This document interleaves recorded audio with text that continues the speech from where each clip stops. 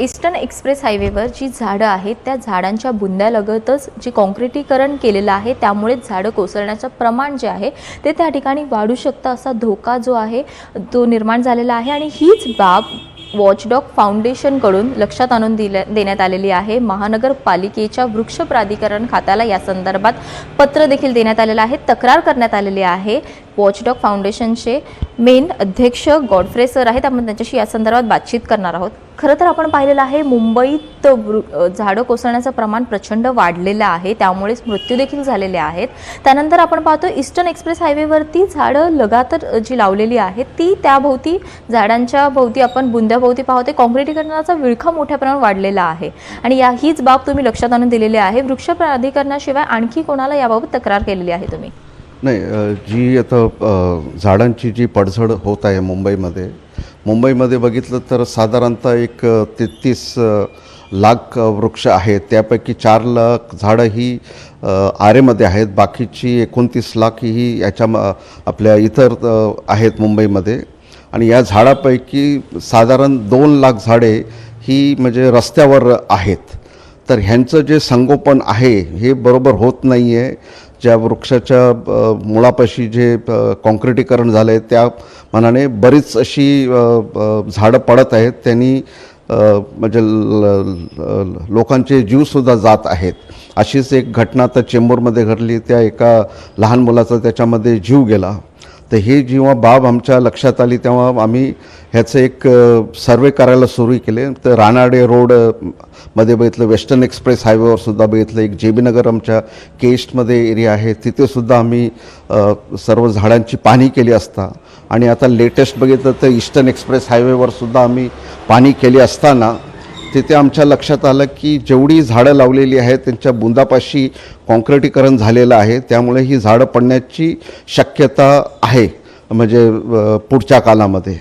तर ह्याबाबत आम्ही वृक्ष प्राधिकरण आणि मुंबई महानगरपालिकेचे जे आयुक्त आहेत त्यांना तक्रार केली आणि त्याची एक तक्रारची कॉपी आम्ही केंद्रीय पर्यावरण खाते त्यांनासुद्धा पाठवली। तर केंद्रीय पर्यावरण खात्याने याचे जातीने लक्ष घेतलं आणि त्यांनी प्रिन्सिपल कॉन्झर्वेटर ऑफ फॉरेस्ट आहेत नागपूरला, त्यांना एक ईमेल पाठवून त्यांना सांगितलं की तुम्ही ह्याच्यावर ॲक्शन टेकन रिपोर्ट आम्हाला पाठवा, म्हणजे तुम्ही याची काय दखल घेतली याच्यावर काय ॲक्शन घेणार की जेणेकरून भविष्यामध्ये अशी घटना घडू नये। तर त्याच्यावर तुम्ही विचार विनिमय करून जी काही कारवाई करायची असेल ती करून आम्हाला त्याचा ॲक्शन रिपोर्ट पाठवा। तुम्ही तक्रार केलेली आहे, 2-3 संस्थांकडे तक्रार केलेली आहे, त्यानंतर आत्ता वाटतंय की कुठेतरी या गोष्टीची आत्ता तरी खबरदारी घेण्यात येईल, कारण आपण पाहतोय चेंबूरची घटना झालेली होती, विद्यार्थ्याने आपला जीव गमावलेला आहे, त्याची नवीन समिती त्यासाठी नेमलेली आहे, त्याचा अहवाल अजूनही आलेला नाही आहे नवीन समितीकडून।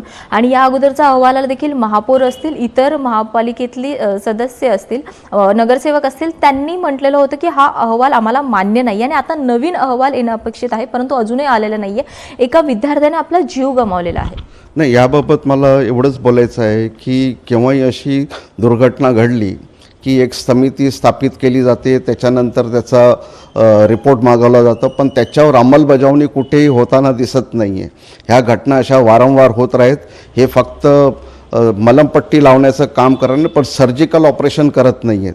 ह्या म्हणजे सर्जिकल ऑपरेशनमध्ये ॲक्च्युली मुळामध्ये जाऊन त्याची दखल घेतली पाहिजे। येवाना ही जी प्रतिक्रिया करायची आहे, जी मुलाभोवती ती खनन करून ती माती तिकडे काढायचं, कॉन्क्रीट करायचं अजून कुठे दिसत नाही आहे ही दुर्घटना झाल्यापासूनसुद्धा। तर मला नाही वाटतं की ह्याच्यावर कोणी काही दखल घेईल आणि अशी घटना पुन्हासुद्धा म्हणजे येत्या भविष्यकाळात होण्याची दाट शक्यता आहे।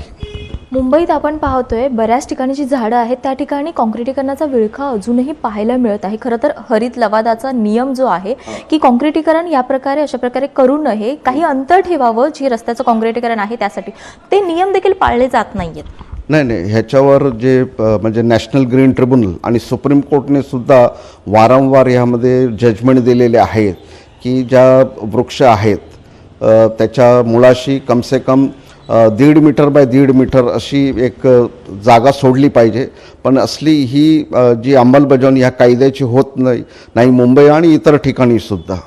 तर त्या मानाने ही म्हणजे ही झाडं पडत आहेत, झाडांना जास्त पाणी मुरत नाही आहे आणि त्या मानानेही त्यांची ती कमकुवत बनत चाललेली आहेत. हां. झाडांच्या अवतीभोवती आपण पाहतोय काँक्रिटीकरणाचा विळखा मोठ्या प्रमाणावर पाहायला मिळत असतो. याच संदर्भात वॉचडॉग जे फाउंडेशन आहे त्यांच्याकडून तक्रार करण्यात आलेली आहे, परंतु या तक्रारीकडे किती गांभीर्याने पाहिलं जातंय आणि त्या अनुषंगाने काही पावलं उचलली जात आहेत का, हे येत्या काळात पाहणं महत्त्वाचं ठरणार आहे. व्हिडिओ जर्नलिस्ट यशसह स्नेहा जाधव, लोकशाही मराठी, मुंबई. लोकशाही मराठी, ऐका, पहा, जागरूक रहा.